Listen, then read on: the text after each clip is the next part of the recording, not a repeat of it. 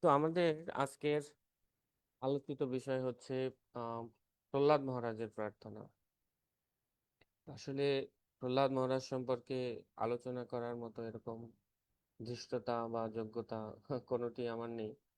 তারপরও শুধু এই লোভে এসেছি যে ভক্ত ভগবানের গুণকীর্তন করতে। প্রহ্লাদ মহারাজ তার নিজের প্রার্থনাই বলবেন যে ভক্ত এবং ভগবানের গুণকীর্তন করলে এর দ্বারা আমরা নিজেরা পবিত্র হতে পারি।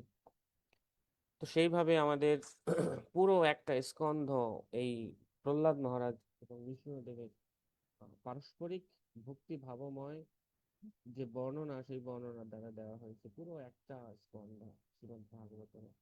তো আসলে আমরা এটা সবাই জানি, শ্রী চৈতন্য মহাপ্রভু তিনি তিনটি অন্তরঙ্গ কারণের জন্য এবং তিনটি বাহ্যিক কারণের জন্য তিনি এই জগতে কৃষ্ণ প্রভু, সাউন্ড সিস্টেমটা মানে একদমই কম পাচ্ছি আমি। অন্যরা কি হচ্ছে বুঝতে পারছি না, কিন্তু বেশ কম আর কি। কৃপা করে একটু দেখবেন।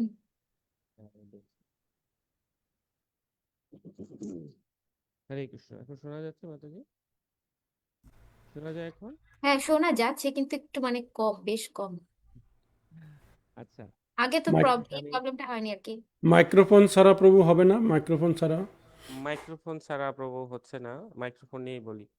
এখন এখন শোনা যাচ্ছে ভালো একটু। একটু কষ্ট করে স্পিকারটা একটু হুম। নিতে কাছে হবে। ধরে রাখতে হবে এই আর কি ওকে, মনে ঠিক আছে মাতাজি, আমি চেষ্টা হ্যাঁ করছি। হ্যাঁ।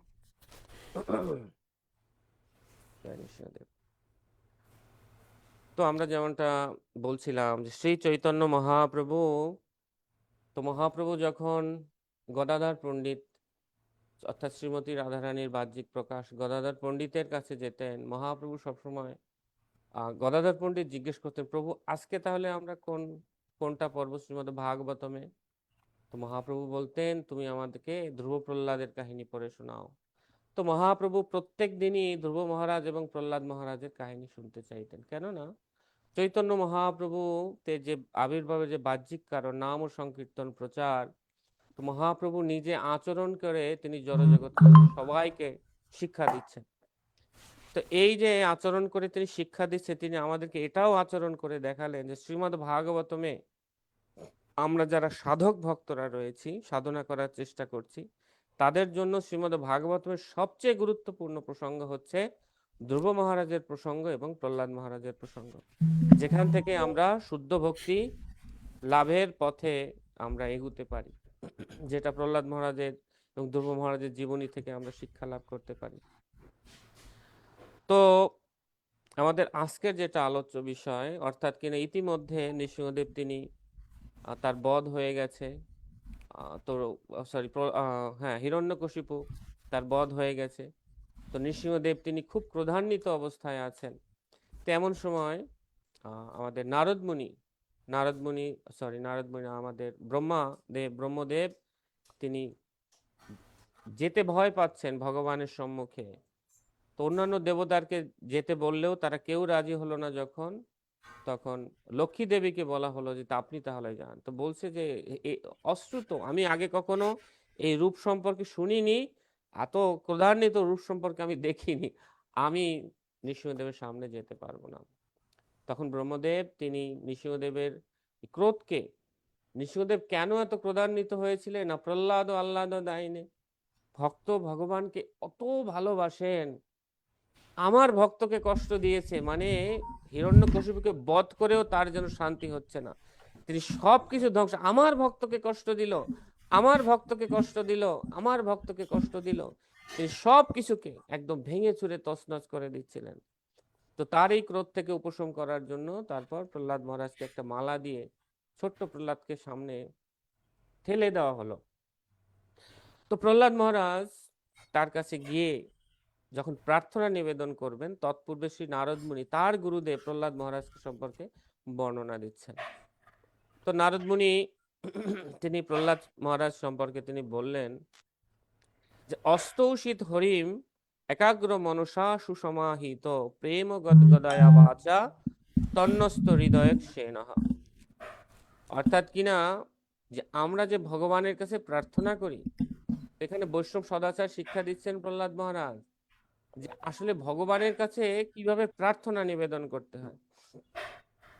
সেই প্রার্থনা নিবেদনের পন্থা যা প্রহ্লাদ মহারাজ দেখিয়েছিলেন, সেটা তার শ্রী গুরুদেব নারদ মুনি তিনি বর্ণনা দিচ্ছেন যে অস্তৌষিত হরিম, অর্থাৎ প্রার্থনা করেছিলেন শ্রী হরির প্রতি। 4টা বৈশিষ্ট্য তিনি এখানে উল্লেখ করেছে। একাগ্রতা, এই যে আমাদের লীলানন্দী মাতাজি কত চমৎকার ভাবে শিল ভক্তি বিনোদ ঠাকুরের একটি প্রার্থনা তিনি গোপীনাথের চরণ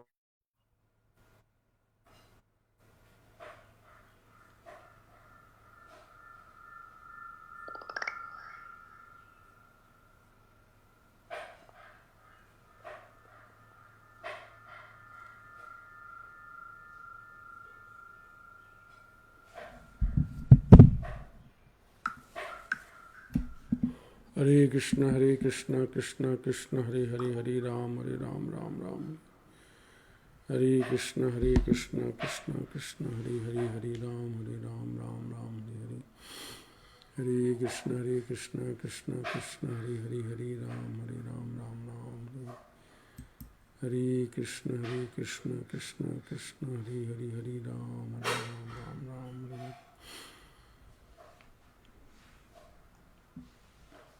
মনে হচ্ছে প্রভুজির প্রভুজি ইজ ব্যাক। হরে কৃষ্ণ প্রভু, সরি কি আলোচনা করছিলাম ভুলে গিয়েছি। আচ্ছা, প্রহ্লাদ মহারাজের প্রার্থনা সম্পর্কে আমরা বলছিলাম যে প্রহ্লাদ মহারাজ, কেউ একটু ধরিয়ে দিতে পারবেন কি কোনটায় আমি শেষ করেছিলাম? সততার বিষ্ণু? শিক্ষা দিচ্ছে আমাদেরকে। হ্যাঁ হ্যাঁ প্রহ্লাদ মহারাজ সততার শিক্ষা দেওয়ার জন্য কিভাবে প্রার্থনা করতে হয় হ্যাঁ। আমাদের তো লীলানন্দের মাঝে প্রহ্লাদ আহ, তো প্রহ্লাদ মহারাজ তবু এই একাগ্রতা বলছেন, 4টি বৈশিষ্ট্য। একাগ্রতা মনসা, জি হরে ঠিক কৃষ্ণ। আছে মাতাজি, ওকে, থ্যাংক ইউ। তো এই একাগ্র মনসা, যে আসলে আমরা যখন, আমি ব্যক্তিগতভাবে শিক্ষা যে আমরা যখন প্রার্থনা করি, আমি কত বছর ধরে প্রার্থনা করছি শ্রীকৃষ্ণ চৈতন্য প্রভু দয়া করো মরে, অথচ আমরা দেখছি চৈতন্য মহাপ্রভুর বিগ্রহ এবং সাক্ষাৎ মহাপ্রভুর মধ্যে তো কোনো ভেদ নেই। নিত্যানন্দ প্রভুর মধ্যে তো বিগ্রহ এবং নিত্যানন্দ প্রভুর মধ্যে কোনো ভেদ নেই। কত বছর ধরে নিত্যানন্দ প্রভুর কাছে, বৃন্দা দেবীর কাছে কত প্রার্থনা করে আসছি, কিন্তু এই প্রার্থনাটা কি ওনাদের কাছে পৌঁছাচ্ছে না নাকি বুঝতে পারছি না। এই 14-15 বছর প্রার্থনা করার পরও মনে হচ্ছে আমার প্রতি তার কোনো করুণা হচ্ছে না। তো তখন এটা অনুভব হলো যে আসলে আমার প্রার্থনাটা কেমন ছিল। এটা কি একাগ্র মনসা? আমি যা বলছি আমি কি তাতে একাগ্র করছি? যেমন আমার কাছে যখন টাকা থাকে না, কারো কাছে যখন টাকা চাই, একাগ্র মনসা, অর্থাৎ আমার 5,000 টাকা লাগবে, কারো কাছ থেকে কিভাবে সেটা আনবো, খুব একাগ্রভাবে সেই বিষয়ে আমরা ধ্যান দেই যে আপনি দয়া করে আমাকে 5,000 টাকা দিতে পারবেন, এই একাগ্র মনসা। কিন্তু আমি যখন শ্রীকৃষ্ণ চৈতন্য প্রভু দয়া করো মোরে এই গীতি যখন গাই, আমার এরকম একাগ্র মনসা একান্ত প্রার্থনা আমার থাকে না। আমি যখন তুলসী আরতি করি, অন্যান্য আরতি করি, আমার এরকম থাকে না। তো এখানে নারদ মুনি বলছেন যে দেখো, এই যে প্রহ্লাদ মহারাজ প্রার্থনা করছে, তার সবচেয়ে বড় যে বৈশিষ্ট্যটা, তিনি একাগ্র মনসা। অন্য কোনো দিকে তার মনকে তিনি বিচলিত হতে দেন। তিনি ঠিক যেন নৃসিংহদেবের সঙ্গে পুরোপুরি তার সমগ্র ইন্দ্রিয় মনকে তিনি একাগ্র করেছেন, যার জন্য বলা হয় একাগ্র মনসা। তো প্রার্থনা নিবেদনের এটা একটা খুব গুরুত্বপূর্ণ অঙ্গ। এরপর হচ্ছে সুসমাহিত। সুসমাহিত মানে ওনার যত মনোযোগ রয়েছে, যদিও এটা একাগ্র মনসার সঙ্গে প্রায় সংযুক্ত, ওনার যত ধরনের মনোযোগ রয়েছে সমস্ত মনোযোগকে তিনি একীভূত করেছেন যে আমি নৃসিংহদেবের কৃপা বা করুণাকে লাভ করতে চাই। অন্য কোনো দিকে তার মনসা নেই। যেমন ভগবত গীতায় আমরা দেখি, সেখানে আমরা পড়ি যে ভগবান সেখানে বলছেন অব্যভিচারিণী ভক্তির কথা বলছেন। তো যখন অব্যভিচারিণী ভক্তির কথা আসে, তার বিপরীত দিকে আমরা একটা ব্যভিচারী ভক্তি আমরা এটা বলতে পারি, যেটা ভগবান উল্লেখ করেনি কিন্তু আমরা সেটা বলতে পারি। তো অব্যভিচারিণী ভক্তি হচ্ছে যে যেমন কোনো স্ত্রী লোক স্বামী ভিন্ন অন্য অনেকের প্রতি আকৃষ্ট, এমনটা হবে না, এটা ব্যভিচারী ভক্তি। স্বামীর প্রতি আমার 80% ভক্তি, কিন্তু 20% ভক্তি অন্যান্য পুরুষের প্রতি না, এটা ব্যভিচারী ভক্তি। অব্যভিচারিণী ভক্তি কি না, 100-তে 100% স্বামীর প্রতি তার পূর্ণ মনোযোগ বা মনোসংযোগ থাকবে, এটা হচ্ছে অব্যভিচারিণী ভক্তি। তেমনি ভাবে এই যে সুসমাহিত, একাগ্র মনসা সুসমাহিত, তার সমগ্র ইন্দ্রিয় মনকে তিনি পূর্ণরূপে সমাহিত করেছেন কোথায়? এই নৃসিংহদেবের প্রতি প্রার্থনাতে। আর কি না, শুধুমাত্র সমাহিত করলে কি হবে? নারদ মুনি বলছেন যে না না, তার আরো একটা বিশেষ বৈশিষ্ট্য হচ্ছে প্রেম ও গদগদায়া। তিনি প্রেমে গদগদ অবস্থায় ছিলেন। কারণ আমাদের প্রার্থনা থাকতে পারে, যদি প্রার্থনায় যদি প্রেম না থাকে, যদি ভালোবাসা না থাকে, এই প্রার্থনা কি করে কৃষ্ণের কাছে পৌঁছাতে পারে? কারণ কেবল ভক্তির বশ চৈতন্য গোসাই। চৈতন্য গোসাই অন্য কোনো কিছুর বশ নন, কেবলই ভক্তির বশ। তিনি কেবল ভক্তির ধারাই বশীভূত হন। আর সেই ভক্তিটি কি? ভক্তি মানেই হচ্ছে প্রেম। ভক্তি মানেই হচ্ছে প্রেম। এই জন্য নারদ মুনি তিনি বললেন না প্রেম ও গদগদয়া। তো প্রহ্লাদ মহারাজ ঠিক প্রেম গদগদ চিত্তে তিনি নৃসিংহদেবের নিকট তিনি প্রার্থনা করেছিলেন। প্রেম গদগদয়া বাচা, তার কথাগুলো ছিল খুব প্রেমবাচক। তন্ন্যস্ত হৃদয় সেন, এবং নৃসিংহদেবের প্রতি তার মন এবং দৃষ্টিকে তিনি পূর্ণরূপে নিবদ্ধ করেছিলেন। তো আমার নিজের মধ্যে আমি দেখি, যখন প্রার্থনা নিবেদন করি মনটা কত দিকে ছুটে যায়। ভগবানের কাছে সবচেয়ে শ্রেষ্ঠ প্রার্থনা নিবেদন বলা হয়েছে যে হরে কৃষ্ণ মহামন্ত্রের মাধ্যমে, যে হে ভগবান পরমেশ্বর ভগবান শ্রীকৃষ্ণ, হে ভগবানের হ্লাদিনী শক্তি শ্রীমতী রাধা ঠাকুরানী, আপনার কৃপাপূর্বক আমাকে আপনাদের প্রেমপূর্ণ সেবায় নিয়োজিত করুন। শুধু এই কথাটি বলার সময় মনটা যে কত দিকে কত দিকে কত দিকে ছুটে বেড়ায়। অতএব এই যে তন্ন্যস্ত হৃদয় সেন, আমার মন এবং দৃষ্টিকে পূর্ণরূপে আমি নৃসিংহদেবের দিকে নিবদ্ধ করতে পারছি না। এই চারটা বিশেষ বৈশিষ্ট্যের কথা নারদ মুনি বলছেন, যেটা প্রহ্লাদ মহারাজের মধ্যে ছিল। তো আমরাও শাস্ত্রে দেখি যে ভগবানের প্রতি প্রার্থনা নিবেদনের চারটি বিশেষ অঙ্গের কথা বলা হয়েছে। চারটি বিশেষ অঙ্গ কি না, আমরা যখন ভগবানের প্রার্থনা নিবেদন করব, তো ভগবান হঠাৎ যদি কারো সামনে আসে, ভক্ত কি করবে? যেমন অন্য সমস্ত ভক্তরা যেটা করেছেন, তা থেকে মোটামুটি চারটি বৈশিষ্ট্য। ভগবানকে দর্শন করে প্রথমে তার গ্লোরিফিকেশন করতে হয়। হে প্রভু, আপনি কত মহান, আপনি কত শ্রেষ্ঠ, এ জগৎ আপনার মায়ার দ্বারা মোহিত হয়ে আছে। এইভাবে ভগবানের শ্রেষ্ঠত্ব বা গ্লোরিফিকেশন, আপনি কত ভক্তবৎসল, গ্লোরিফিকেশন। এরপর হচ্ছে ভক্তি বিনোদ ঠাকুর তার গীতির মধ্যে বর্ণনা করছেন যে এরপর হচ্ছে নিজের দোষ দর্শন। আমরা দেখি আমাদের আচার্যগণ, প্রহ্লাদ মহারাজ তার প্রার্থনায় এই কথাগুলো বলবেন, আমরা একটু সাজিয়ে বলছি। একদম প্রথমে নিজের দোষ দর্শন। শিল প্রভুপাদ তাৎপর্য বলেছেন, প্রহ্লাদ মহারাজ যখন প্রার্থনা নিবেদন করেন তার তাৎপর্য শিল প্রভুপাদ বলেছেন, শ্রেষ্ঠ ভক্ত মানেই হচ্ছে তিনি তার দোষ দর্শন করবেন সবসময়ের জন্য, এবং নিজেকে জগতের মধ্যে সবচেয়ে নিকৃষ্ট রূপে তিনি জ্ঞান করবেন। তিনি নিজের মধ্যে কোনো গুণ দর্শন করবেন না। যদি কোনো গুণ থেকেও থাকে, সেটা শুধু তার গুরু এবং কৃষ্ণের করুণার ফলরূপে তিনি জানবেন। আমরা দেখি ভক্তি বিনোদ ঠাকুর তিনি প্রার্থনা করেছেন, আমার জীবন সদা পাপেরত, নাহিক পুণ্যের লেশ। আমরা নরোত্তম দাস ঠাকুরকে দেখি, তিনি বলেন যে মোসম পতিত প্রভু না পাইবে আর। তো এইভাবে ভক্ত প্রথমে ভগবানের গ্লোরিফিকেশন করবেন এবং দ্বিতীয় ক্ষেত্রে তিনি নিজের দোষ দর্শন করবেন। এবং এই যে দোষ আমি করছি, এই 3 নম্বরে তিনি তার জন্য ক্ষমা প্রার্থনা করবেন, এবং 4 নম্বরে হচ্ছে নিজের কি প্রার্থনা আছে সেই প্রার্থনা নিবেদন করবেন। তো প্রহ্লাদ মহারাজের প্রার্থনা এখানে আমরা পরবর্তীতে পড়বো, যে প্রহ্লাদ মহারাজ বলছেন, আমি নারদ মুনির আমি ব্রহ্মা যে গুরু পরম্পরা রয়েছে, সেই গুরু পরম্পরার মাধ্যমে আমি আপনার কাছে প্রার্থনা নিবেদন করতে চাই। তো শিল প্রভুপাদ তার তাৎপর্যে বলেছেন যে এটাই হচ্ছে যথার্থ আচার্যদের মনোভাব। এবং আমাদের কখনোই সবচেয়ে বড় রিস্ক যে আমরা যদি নিজেরা প্রার্থনা নিবেদন করতে চাই, যে না ব্যক্তিগতভাবে আমি কিছু প্রার্থনা নিবেদন করি, তাতে ভুল হওয়ার সম্ভাবনা আছে। এই জন্য সবচেয়ে ভালো হচ্ছে মহাজনদের যে প্রার্থনা।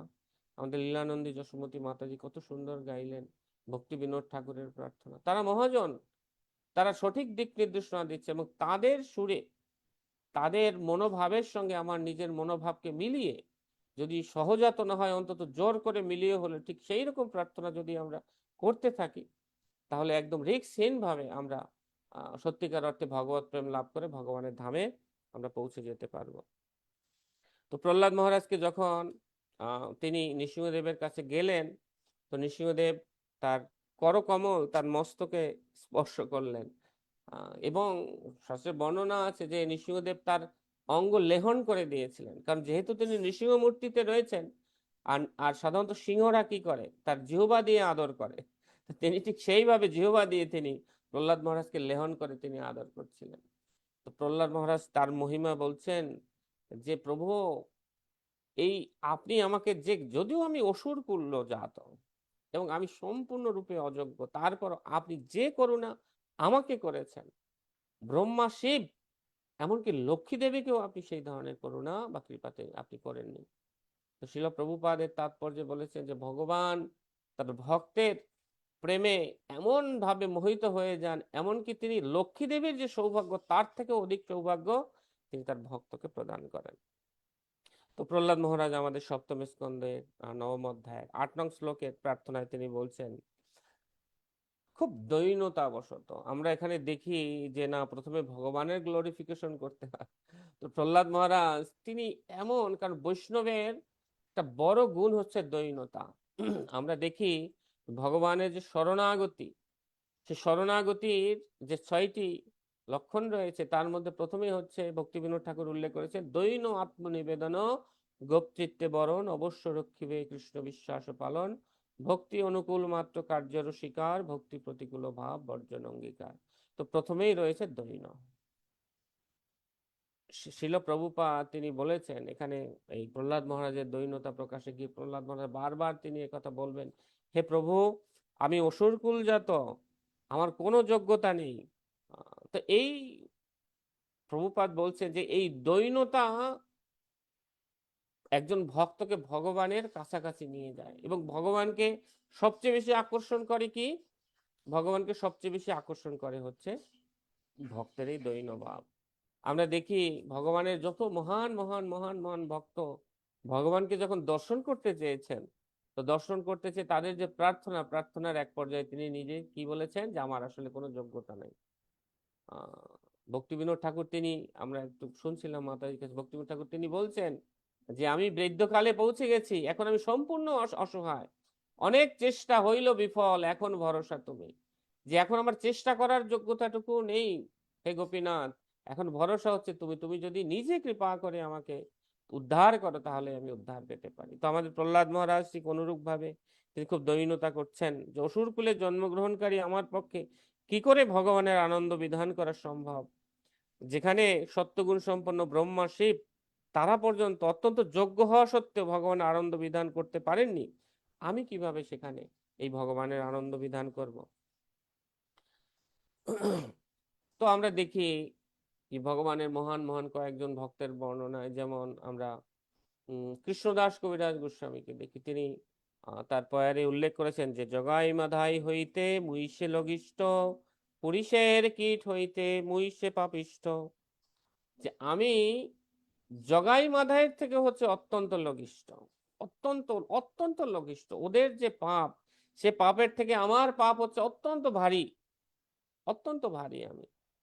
আর কি পুরুষ মানে হচ্ছে মল, মলের যে কীট রয়েছে তার থেকে হচ্ছে যে আমি আরো বেশি ছোট, তার থেকে আমি আরো বেশি ছোট। তো এই হচ্ছে আমার পরিচয়। তো কৃষ্ণদাস কবিরাজ গোস্বামী তিনি দৈন্যতাবশত চৈতন্য চৈতামৃতে এটা বর্ণনা দিয়েছেন। লোচন দাস ঠাকুর বলছেন যে তা সবারও হইতে বুঝি মোর পাপ ভারী, তাদের থেকে বুঝি আমার পাপ আরো অনেক ভারী। তো আসলে আমরা প্রথমে যেটা বলছিলাম যে আসলে দৈন্যতা ভগবানের কৃপা আকর্ষণ করে। আমরা দেখি যে আমাদের দামোদর মাসে আমরা যখন আরতি করি, তো মা যশোদা কখন তিনি কৃষ্ণের কে তার প্রেমরজ্জুতে বাঁধতে পারলেন, যখন তিনি পূর্ণ দৈন্যতা প্রকাশ করলেন। কৃষ্ণকে ধরতে গিয়ে ধরতে পারলেন না, যখন তিনি মনে মনে ভাবলেন না আমার পক্ষে কৃষ্ণকে ধরা সম্ভব নয়, ভগবান ধরা দিলেন। তিনি বাঁধতে চাইলেন, কখন বাঁধতে পারলেন, যখন তিনি মনে মনে ভাবলেন না আমার পক্ষে কৃষ্ণকে বাঁধা সম্ভব নয়, তখন কিন্তু তিনি বাঁধতে পারলেন। তো এই প্রহ্লাদ মহারাজ তিনিও ঠিক অনুরূপ ভাবে খুব দৈন্যতা প্রকাশ করছেন। পরবর্তী শ্লোকে প্রহ্লাদ মহারাজ বললেন যে আমি মনে করি যে ধন সম্পদ, সম্ভ্রান্ত পরিবারে জন্ম, তপস্যা, পাণ্ডিত্য, ইন্দ্রিয় নৈপুণ্য, তেজ, প্রতাপ, শারীরিক বল, পৌরুষ, বুদ্ধি, যোগশক্তি, এই সমস্ত গুণ দ্বারা কখনো ভগবানের প্রসন্নতা বিধান করা যায় না। ভগবান কেবল ভক্তির দ্বারাই প্রসন্ন হন।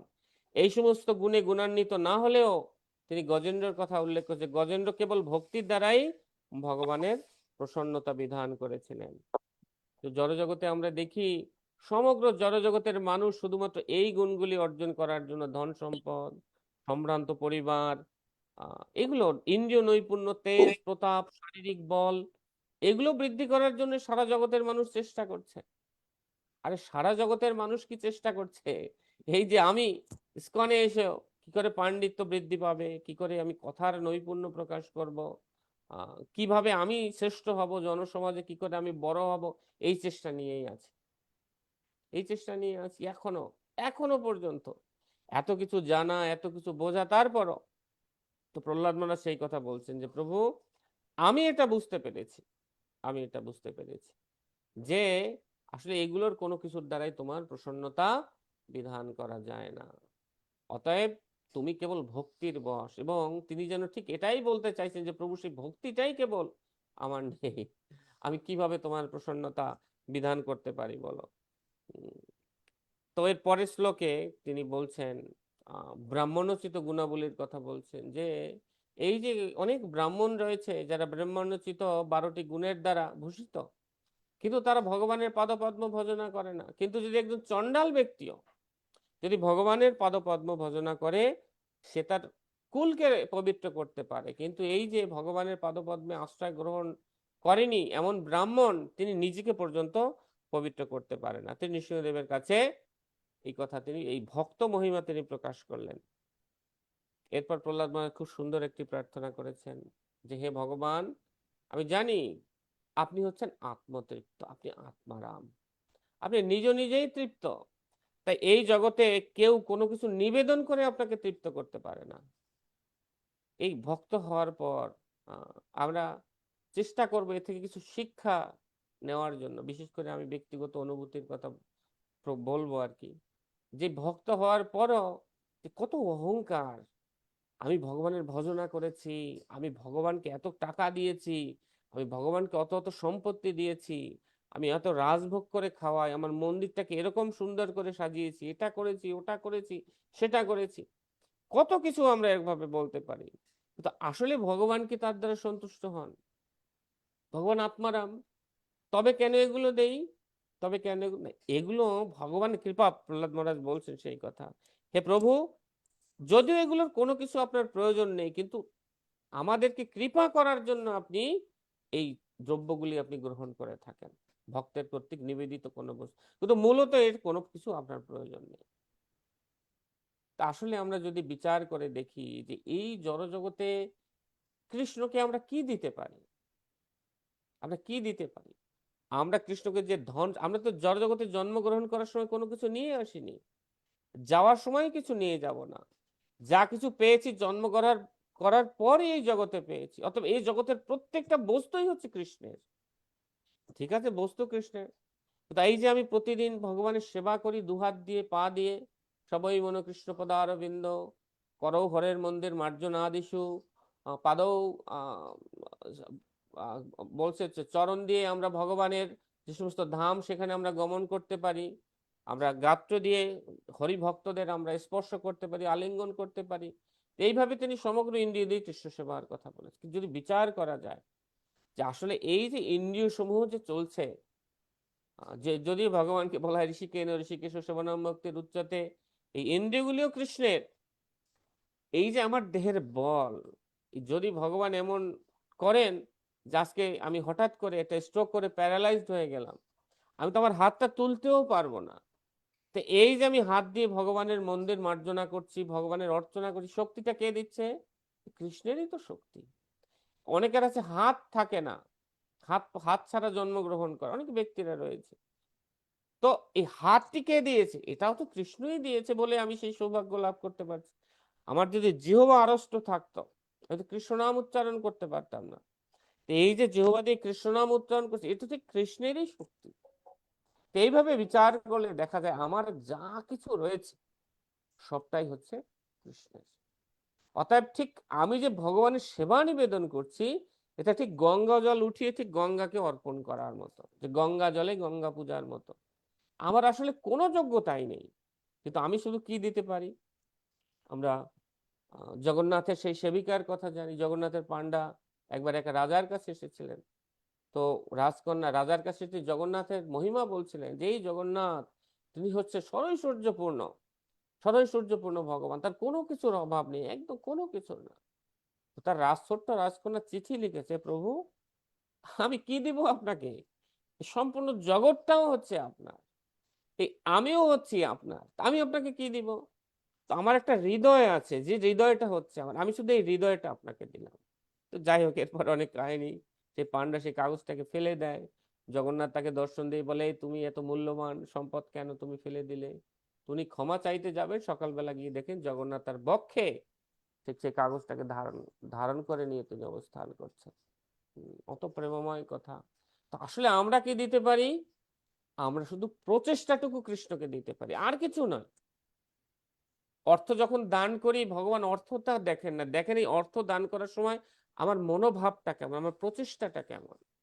আমরা যখন ভগবানের অর্চন করি, ভগবান এটা দেখেন না কত মন্ত্রতন্ত্র পড়ি, ভগবান দর্শন করেন যে ওই মন্ত্র কৃষ্ণকে সন্তুষ্ট করার জন্য, ওই মন্ত্র শেখা, ওই মন্ত্র প্রয়োগ করার ক্ষেত্রে আমরা কতটা আন্তরিকতা প্রকাশ করছি। অর্থাৎ কিনা আমাদের প্রচেষ্টাটুকু, হৃদয়ে নিংড়ানো ভালোবাসাটুকু শুধুমাত্র ভগবান দর্শন করেন, সেটুকু তিনি গ্রহণ করেন। কেন গ্রহণ করেন তিনি? না আমাদেরকে কৃপা বা করুণা করার জন্য। তো অবশ্যই আমাদের জানা উচিত, আমি যত বড় ধনী হই, যত বড় যোগ্য হই, যত বড় নিপুণ ব্রাহ্মণ হই, যত বড় নিপুণ আমি তপস্বী হই না কেন, এর কোনো কিছু এই নিপুণতা দিয়ে কখনো ভগবানকে সন্তুষ্ট করা যায় না। কিন্তু প্রত্যেকটা ক্ষেত্রে প্রত্যেকটা ভক্ত এই যে নিপুণতা প্রকাশ করছে, কৃষ্ণকে সন্তুষ্ট, এই প্রচেষ্টাটুকু তাকে ভক্তি হিসাবে ভগবান সেইটুকু শুধুমাত্র তার কাছ থেকে গ্রহণ করে নিতে চান। তো প্রহ্লাদ মহারাজ সেই কথা এখানে বলছেন। পরবর্তী শ্লোকে প্রহ্লাদ মহারাজ বলছেন, হে প্রভু, আমি অসুর কুলে জন্মালেও, আমি অসুর কুলে জন্মেছি এটা সত্য কথা, কিন্তু অসুর কুলে জন্মালেও আমার বুদ্ধি ও পূর্ণ প্রয়াস অনুসারে আমি শঙ্কা পরিত্যাগ পূর্বক আপনার মহিমা এখন আমি বর্ণনা করতে চাই, এবং আপনার মহিমা শ্রবণ পাঠ করলে অবিদ্যা নশায় মানুষ পবিত্র হয়। এখানে একটা খুব সুন্দর, আমরা যে যশোদা মাতার কথা বলছিলাম যে প্রেমরজ্জুতে বাঁধবেন, আমরাও তো বাঁধতে চাই কৃষ্ণকে প্রেমরজ্জুতে, কিন্তু কিভাবে প্রেমের রজ্জুতে বাঁধা যাবে? না মা যশোদার দু আঙ্গুল খাটো হয়ে যাচ্ছিল, সেই কাহিনীতে আবার ফিরে, একটা কি পূর্ণ প্রচেষ্টা, আর একটা কি ভগবানের কৃপা। ভগবান স্বভাবত অত্যন্ত দয়ালু, কিন্তু যতক্ষণ পর্যন্ত কোনো ব্যক্তি তার 100% পূর্ণ প্রচেষ্টা ভগবানকে না দেয়, ভগবান কিন্তু তার পূর্ণ কৃপা তিনি প্রকাশ করেন না। ভগবান বলছেন, যে যতমাং প্রপদ্যন্তে তাং তথাইব ভজামা, যে যতটুকু ভাবে আমাকে, যতটুকু দিয়ে আমাকে ভালোবাসে, আমি ঠিক ততটুকু তাকে অর্পণ করে থাকি। তো এইখানে প্রহ্লাদ মহারাজ বলছেন যে আমি শঙ্কা পরিত্যাগ পূর্বক ভগবানের মহিমা কীর্তন করব। কিভাবে? আমার বুদ্ধির দ্বারা এবং পূর্ণ প্রয়াস দ্বারা, পূর্ণ প্রচেষ্টা। 99% প্রচেষ্টার কথা বলা হয়নি, 98 বলা হয়নি, 99.5% প্রচেষ্টার কথা বলা হয়নি। প্রহ্লাদ মহারাজ বলছেন আমি 100% প্রচেষ্টা করব, আমার বুদ্ধি এবং প্রচেষ্টা দ্বারা আমি আপনার মহিমা কীর্তন করতে পূর্ণরূপে চেষ্টা করব। তো মা যশোদা তিনি কৃষ্ণকে ধরতে পারছিলেন না, পূর্ণ প্রচেষ্টা নাই। তিনি যখন পূর্ণ প্রচেষ্টা করলেন, কৃষ্ণ তাকে ধরা দিলেন। মা যশোদা তাকে বাঁধতে চাইলেন, বাঁধতে পারলেন না। যখন পূর্ণ প্রচেষ্টা অর্পণ করলেন, এবং পূর্ণ প্রচেষ্টা অর্পণ করলে হবে না, পূর্ণ প্রচেষ্টা করার পর আবার দৈন্যতা স্বীকার করতে হবে, না আমার দ্বারা সম্ভব না, তখন ভগবানের দয়া হবে। এই একটু আগে আমরা বলছিলাম ভক্তি বিনোদ ঠাকুরের কথা, তিনি পূর্ণ প্রচেষ্টা করেছেন। বৃদ্ধকালে একদম শেষের 2 বছর তিনি বাবাজি দের মতো তিনি অবস্থান করতেন, কারোর সঙ্গে কথা বলতেন না, তিনি শুধু কাঁদতেন। ওই সময় তিনি এই গীতিগুলো তিনি লিখেছিলেন যে গোপীনাথ, আমার সকল প্রচেষ্টা, অনেক প্রচেষ্টা করেছি তোমাকে পাওয়ার জন্য, হইল বিফল। মানে চেষ্টা করেছি, এখন আমার পক্ষে আর আমার চেষ্টার দ্বারা তোমাকে প্রাপ্ত হওয়া সম্ভব না, আমি এখন বৃদ্ধ জরাগ্রস্ত অবস্থায় উপনীত হয়েছি, এখন ভরসা তুমি।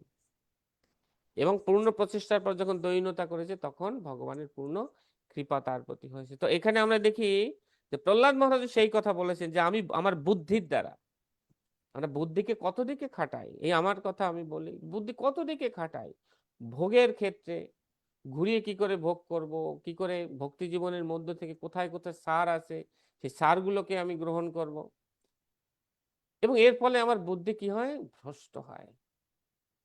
আমি মানুষকে দেখাই আমি কত ভালো ভক্ত, কিন্তু অন্তরে কত ধরনের ভোগ আমার মধ্যে কাজ করে, এটা আমি নিজে ভালো করে জানি।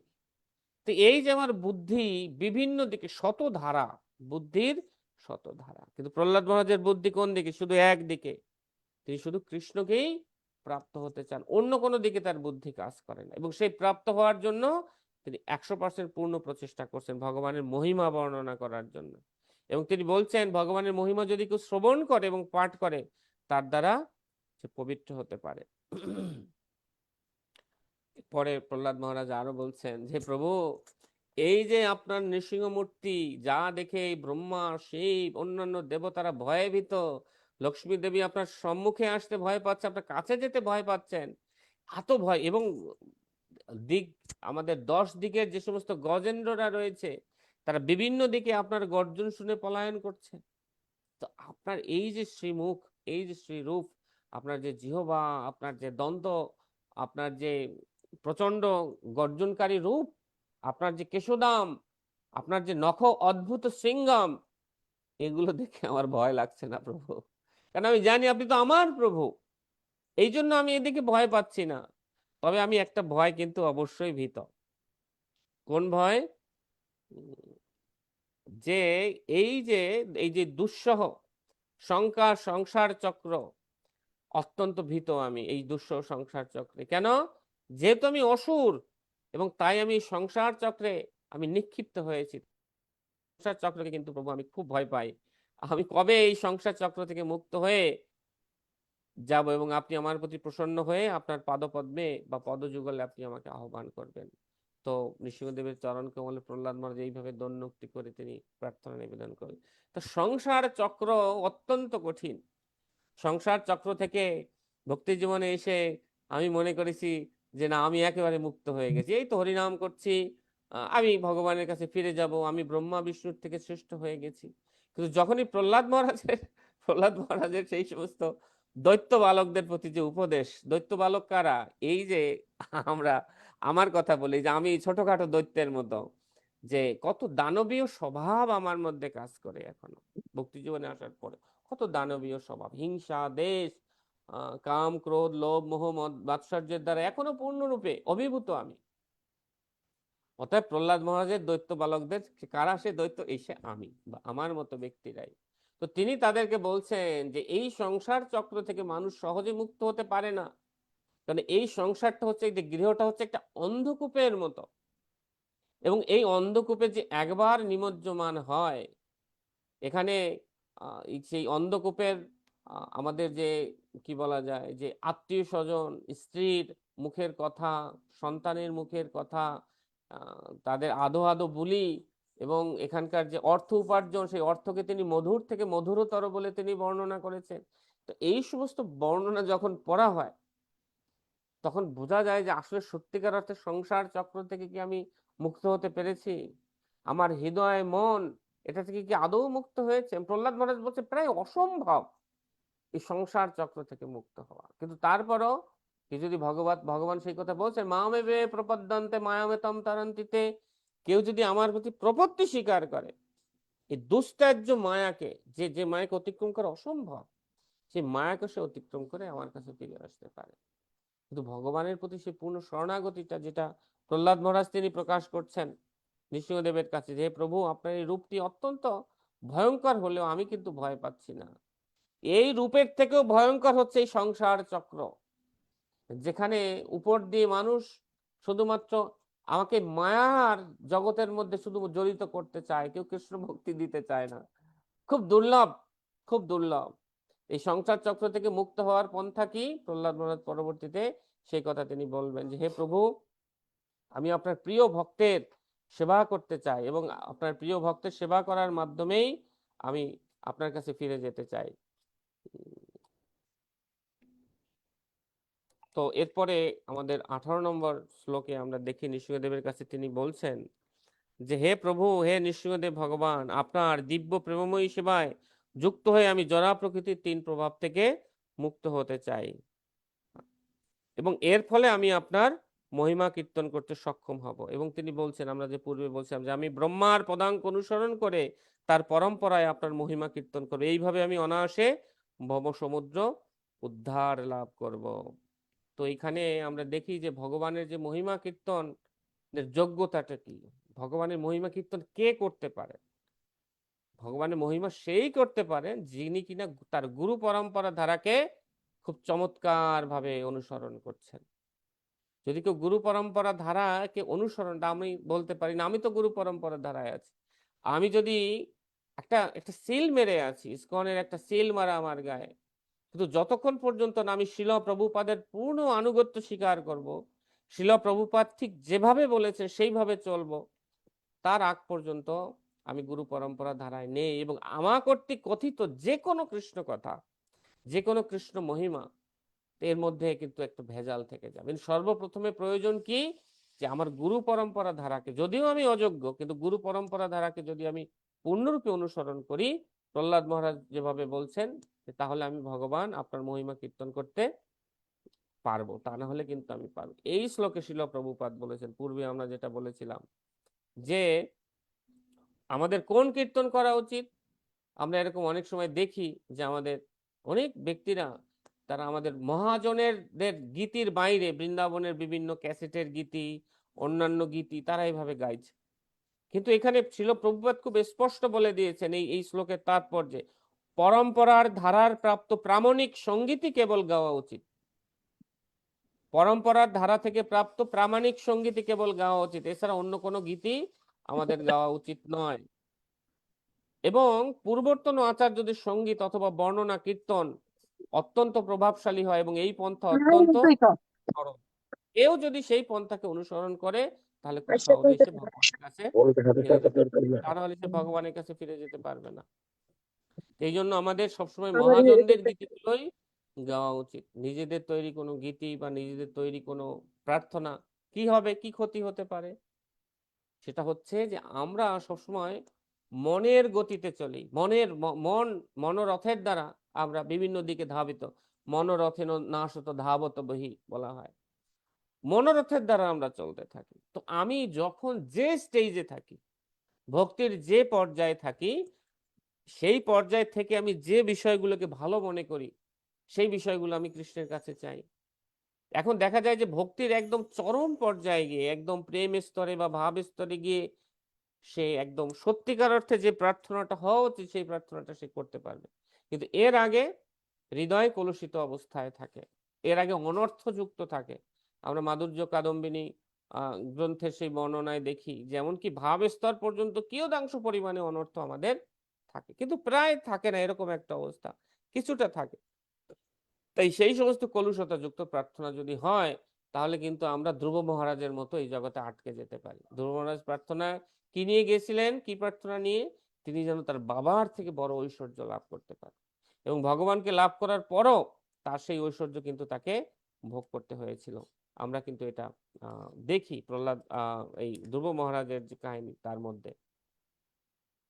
এরপরে প্রহ্লাদ মহারাজ তিনি নৃসিংহদেবের কাছে আরো প্রার্থনা নিবেদন করছেন যে হে ভগবান, সাধারণত মানুষ সবসময়ের জন্য দীর্ঘ আয়ু, ঐশ্বর্য, সুখভোগের জন্য স্বর্গলোকে উন্নীত হতে চায়, কিন্তু আমার পিতার কার্যকলাপ দ্বারা আমি দেখেছি যে যে ক্রুদ্ধ হয়ে আমার বাবা যখন ব্যঙ্গ ভরে অট্টহাস্য করত, তার ভ্রুকুটি দর্শনে দেবতারা বিনষ্ট হতো, এইরকম পাওয়ারফুল ছিলেন তিনি।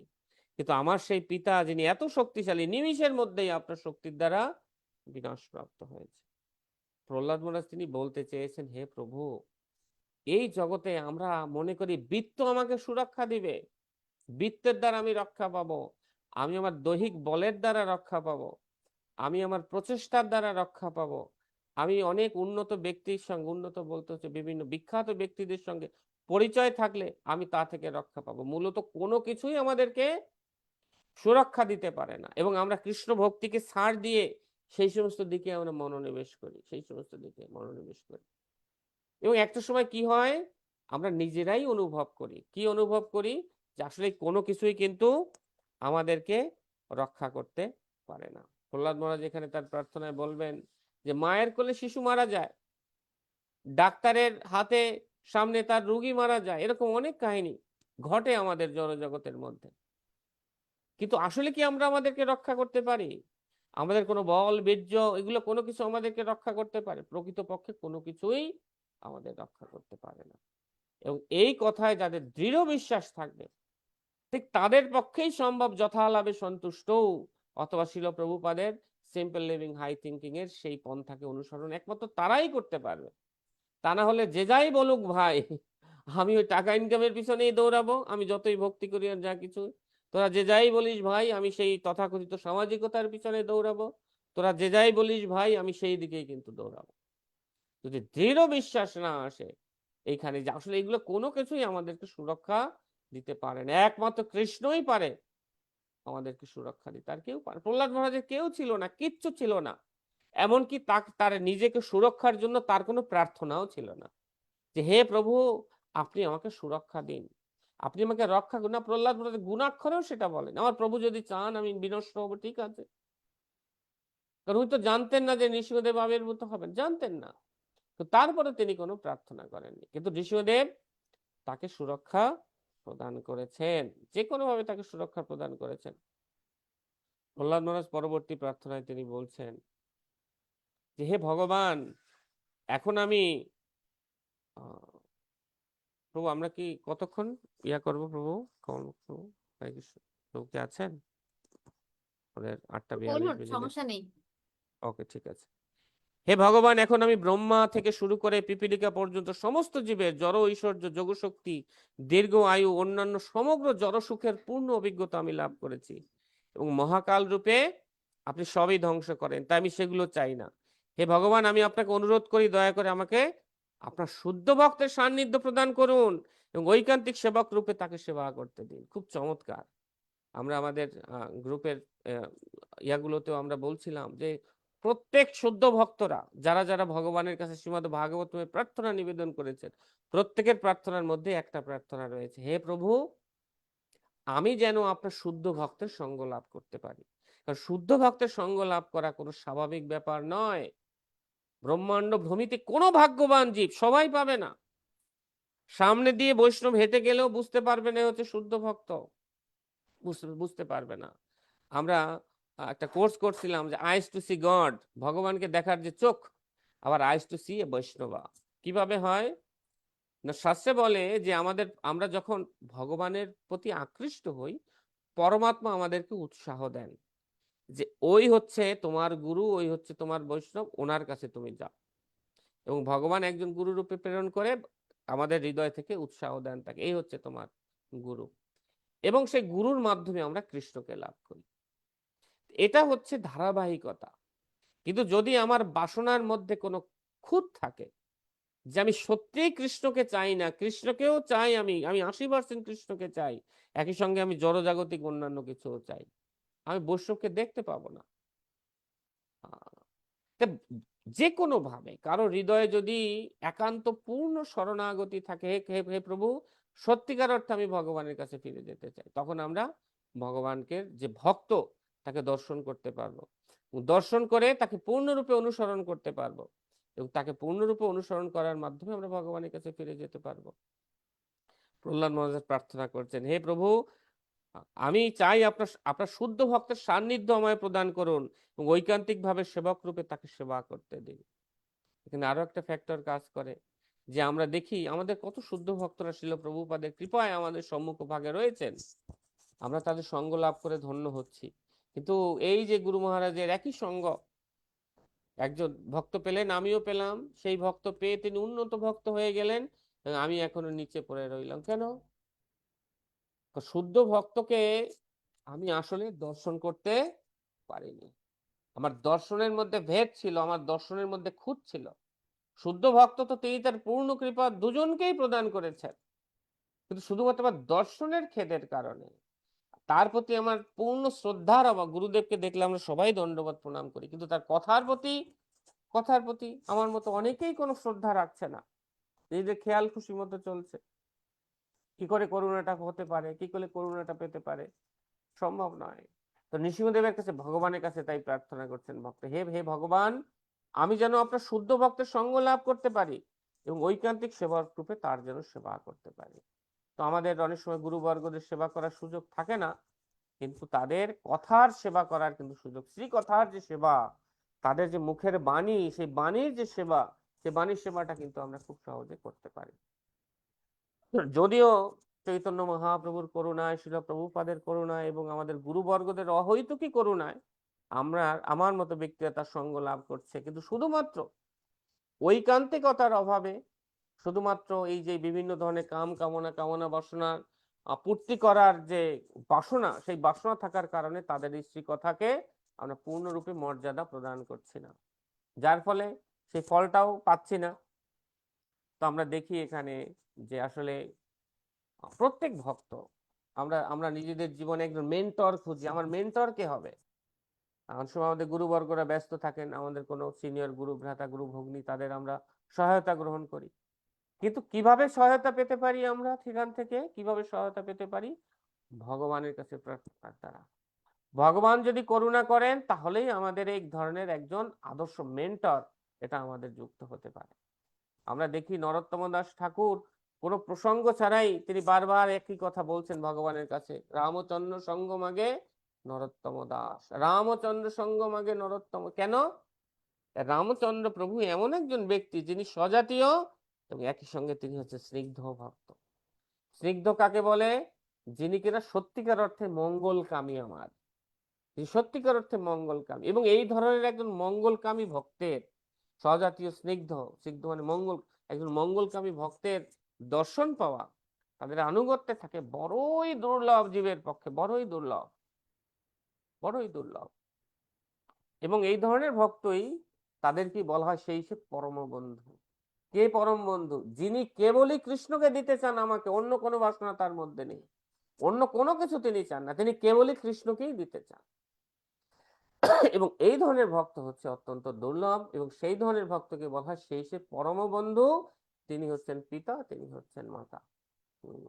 এবং সেই ধরনের ভক্তের কথা বলা হয়েছে নৃসিংহদেবের কাছে, হে প্রভু, আপনি দয়া করে আপনার শুদ্ধ ভক্তের সান্নিধ্য প্রদান করুন, ঐকান্তিক ভাবে তাদেরকে সেবা করার শক্তি আমাকে দিন। শিল প্রভুপাদের তাৎপর্য বলেছেন, নরোত্তম দাস ঠাকুরের একটি শ্লোক তিনি উদ্ধৃতি করেছেন, সারিয়া বৈষ্ণব সেবা নিস্তার পাইয়েছে কেবা, এই ভক্তি পরম কারণ। সারিয়া বৈষ্ণব সেবা নিস্তার, বৈষ্ণব সেবা বলতে আমরা কি বুঝি? আমরা প্রায় বৈষ্ণব সেবা বলতে বুঝি যে বৈষ্ণবদেরকে ভোজন করানো।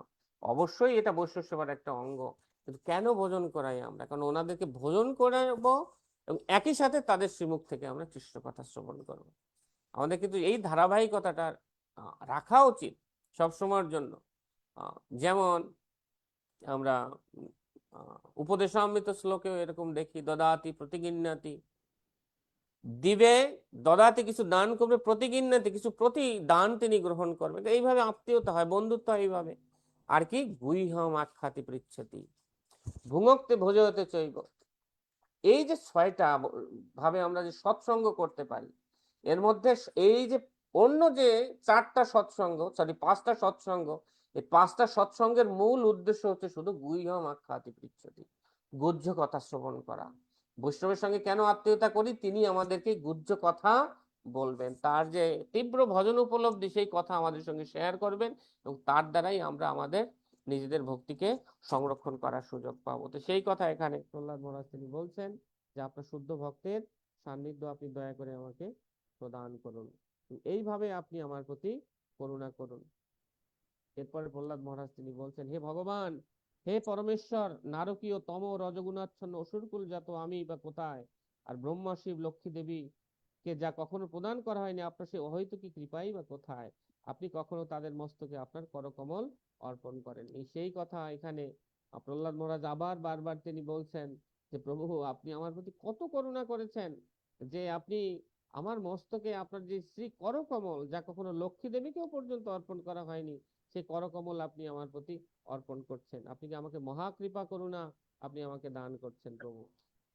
এরপরে প্রহ্লাদ মহারাজ তিনি তার প্রার্থনা নিবেদন করছেন। সাউন্ডটা কমে গেছে, সাউন্ডটা কমে গেছে একটু।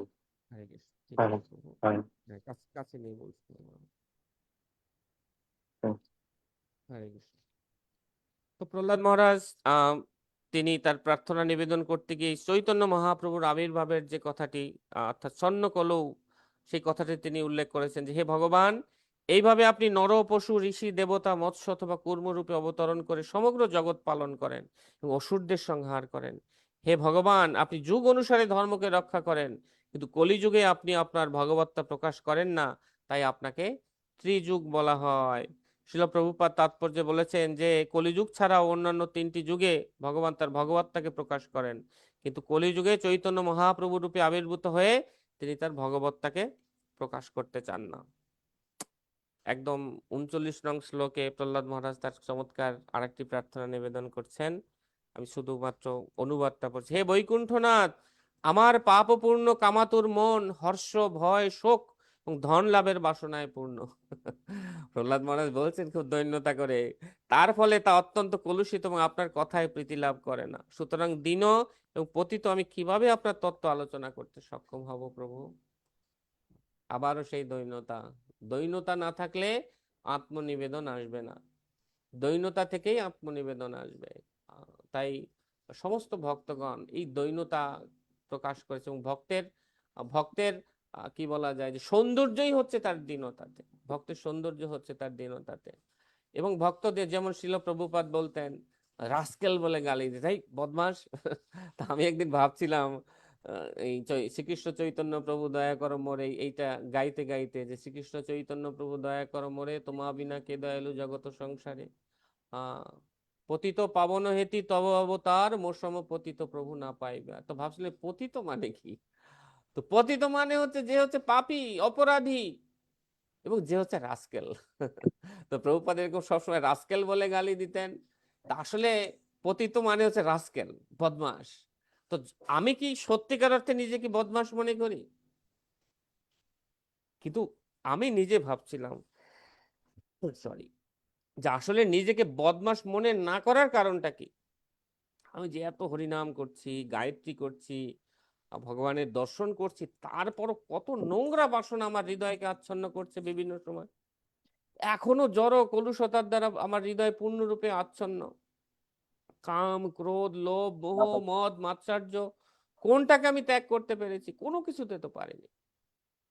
তো এই যে আমি সকালবেলা থেকে হরে কৃষ্ণ করছি, মঙ্গল আরতি করছি, আর নিজেকে ভাবছি আমি কত বড় ভক্ত। যদি আমি ভক্ত, নিজেকে ভক্ত ভাবি, তাহলে তো আমি পতিত নই, বরং নিজের এই দোষগুলোকে দর্শন করে মহাজনদের মতো আমি মঙ্গলারতি করলে কি হবে, আমি মঙ্গলারতি করছি আমি কত বড় না, মঙ্গলারতি করলে কি হবে, মূলত আমার চিন্তা চেতনা কত নোংরা। আমি হরিনাম করতে বসে আমার মনটা হঠাৎ চলে গেল, সি সি সি এত নোংরা আমি, এত খারাপ আমি, এত বদমাশ আমি। তো আমরা তো সিদ্ধ অন্বেষণ করি অন্যের, আত্মসিদ্ধ অন্বেষণ করার মাধ্যমে আমাদের দৈন্যতাটাকে আমরা রাখতে পারি। আমি একসময় ভাবতাম যে আসলে মোর সম পতিত প্রভু না পাইবে, আর এটা কেমন ভাবে হয়? আরে আমি তো এই যে কত মানুষ তো হরিনামই করে না, আমি তো শ্রেষ্ঠ। কত মানুষ মাছ মাংস খাচ্ছে, আমি তো শ্রেষ্ঠ। কত মানুষ গোমাংস ভক্ষণ করছে, আমি তো শ্রেষ্ঠ। কিন্তু আসলে কি শ্রেষ্ঠ?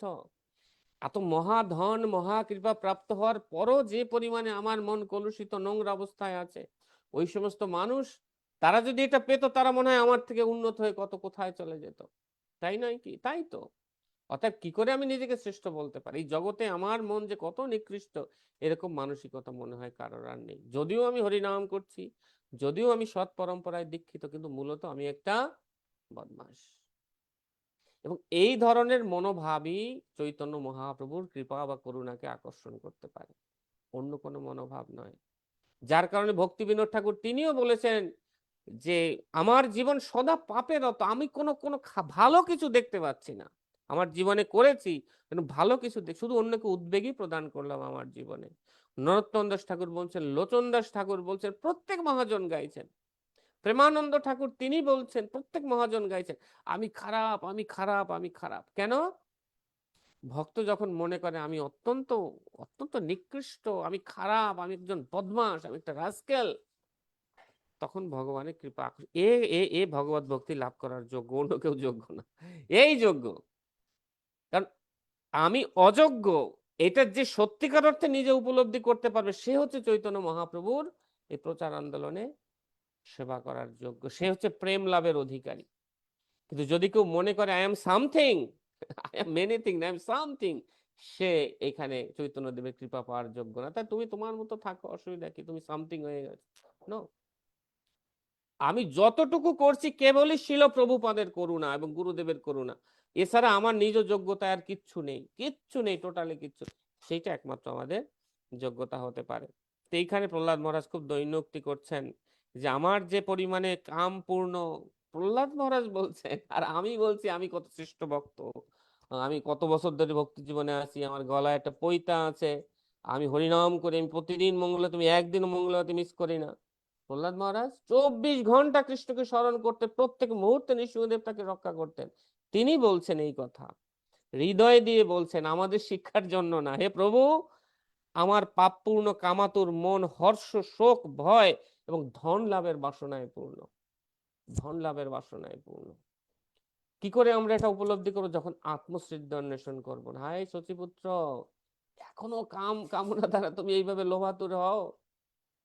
এখনো ফেসবুক একটা কিছু দেখতে দেখতে তুমি কোথা থেকে কোথায় হারিয়ে যাচ্ছ, তোমার মনটা কোথায় হারিয়ে যাচ্ছে? এখনো তুমি এরকম ধনের প্রতি এতটা লোভাতুর হতে পারো? এখনো কোন দ্রব্য দেখে কোন নতুন নতুন আইটেম তুমি খাবে সেই নিয়ে সারাক্ষণ তুমি শুধু চিন্তা করো? ছি ছি ছি ছি ছি ছি। এইভাবে মহাজনগণ তাদের এই ব্যক্তি সিদ্ধ অন্বেষণ করার মাধ্যমে, তারা ব্যক্তি দূরদর্শনের মাধ্যমে তারা তাদের এই দৈন্যতাটাকে ধরে রাখেন, এবং এই দৈন্যতাই তাদেরকে কৃষ্ণের করুণাকে আকর্ষণ করে। আমরা শ্রীমতী রাধা ঠাকুরানীকে দেখি কিভাবে তিনি দৈন্যতা করছেন, গোপীগণকে দেখি কিভাবে তারা দৈন্যতা করছেন। একটা খুব সুন্দর ভজন আছে, একবার ব্রজে এসো ব্রজনাথ দিনেক দুয়ের তরে। আমি জানি না এই ভজনটা আপনি শুনেছেন কিনা। তো ওখানে ভজনে বলা হয়েছে যে হে প্রভু, তুমি 2 দিনের জন্য কমপক্ষে আসো, ভালো না লাগলে তুমি না হয় চলে যেও। তো তুমি যদি মনে করো যে না আমার চরণ ধুলায় ধূসরিত হয়ে যাবে, তো ঠিক আছে, আমরা ব্রজগোপীরা আছি, আমরা আমাদের চোখের জল দিয়ে তোমার চরণ আমরা ধুয়ে দেব। এরকম খুব সুন্দর সুন্দর সুন্দর সুন্দর পয়ার সেখানে আছে। কত দৈন্যতা, কত দৈন্যতা তাদের। কারণ এই দৈন্যতাই হচ্ছে ভক্তের, ভক্তির সৌন্দর্য হচ্ছে দৈন্যতা, যেটা কৃষ্ণের কৃপাকে পর্যন্ত আকর্ষণ করে টেনে নিয়ে আসে। তো পরের শ্লোকে প্রহ্লাদ মহারাজ বলছেন খুব সুন্দর একটা প্রার্থনা, হে অচ্যুত, আমার অবস্থা সপত্নীর স্বামীর মতো, বহু সপত্নীর স্বামীর মতো। যে স্বামীর বহু স্ত্রী থাকে, যারা তাকে তাদের নিজেদের দিকে আকৃষ্ট করার চেষ্টা করে, যে জিহ্বারূপ স্ত্রী, সে শুধু সুস্বাদু আহারের দিকে আমাকে টানতে থাকে, জিহ্বাটা শুধু আহারের দিকে চলে যায়।